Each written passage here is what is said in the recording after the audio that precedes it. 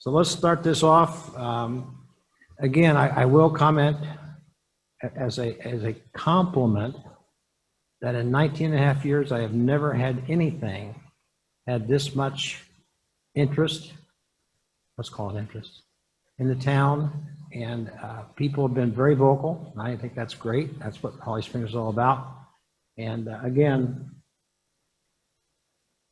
110 breaks my record by far in 19 and a half years. And again, that's a compliment, it's not a criticism.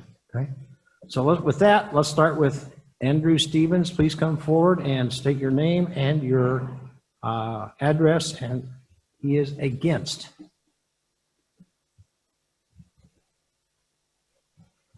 Good evening, everyone. My comments will run a tad over 3 minutes, but I'll be as brief as I can. Okay. I will also have a electronic copy of my remarks to provide to the town clerk. Thank you. Good evening, Mayor Sears, members of the town council, town staff, visitors, and those watching from afar. My name is Andy Stevens, and I traveled from Stokes County to address you on this matter.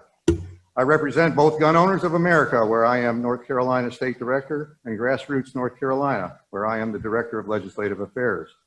I am speaking for scores of Holly Springs and Wake County residents who belong to one or both of these organizations. We ask you to dismiss an ill-advised attempt to impose restrictions on lawful concealed and open carry in the town of Holly Springs municipal facilities. I'm sure you've heard from residents and other concerned citizens passionate expressions for tabling these proposed ordinances. Many more have joined me throughout the building prepared to speak against these measures. Let me now provide some facts this council should consider in making your decision. Number one, numerous North Carolina counties and municipalities since December 2014 have demonstrated trust in their citizens and repealed previously enforced restrictions. Holly Springs, in fact, is one of very few municipalities in North Carolina to attempt to move backward in this process over the past 25 years. Since January of this year, 76 of North Carolina's 100 counties have endorsed some form of a Second Amendment protection resolution. This issue is important to many, and these people vote. Number two, today nearly 1 in 8 eligible North Carolinians and well over 700,000 in total possess a valid concealed carry permit. Others possess valid permits issued by other states, as North Carolina recognizes as valid all such issued permits. Sheriffs in many counties today are inundated with permit applications to approve. Here in Wake County, my organization, Grassroots North Carolina, is presently suing the Wake County Sheriff over his unlawful withholding issue of pistol purchase permits for residents seeking to arm themselves with a handgun for the protection of themselves and their loved ones. He claims the number of such new applications are overwhelming. These folks, frankly, are pissed at government's stonewalling of their constitutional right to bear arms.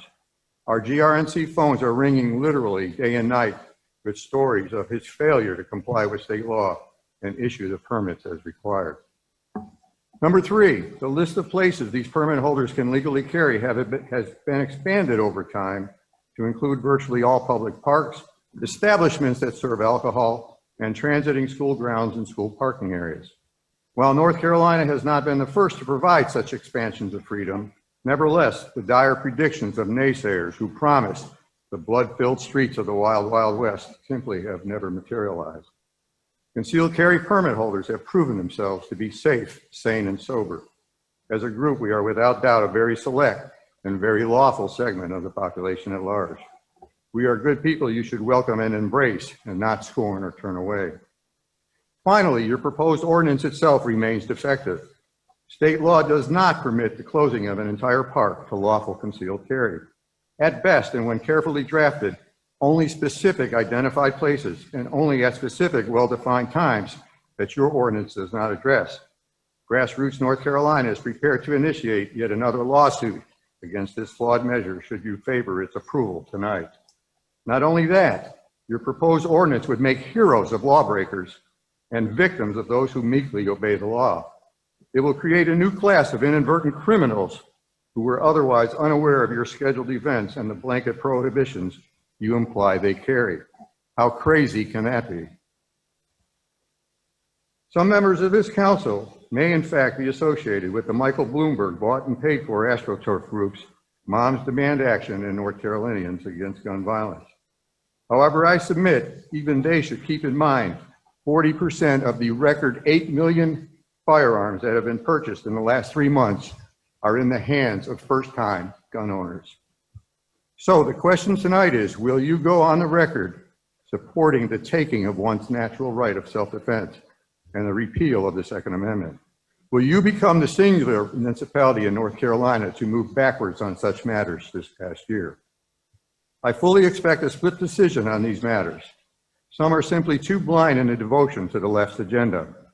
However, I call on the majority to reasonably conclude these proposed ordinances merely address the vanity of attention-seeking individuals and do not reflect the wishes of the people you represent. Let the citizens and visitors to the town of Holly Springs continue to fully exercise their fruits of freedom, as they have safely and responsibly for decades to this day. Don't put up a magic sign we all know does not work. Thank you. Thank you.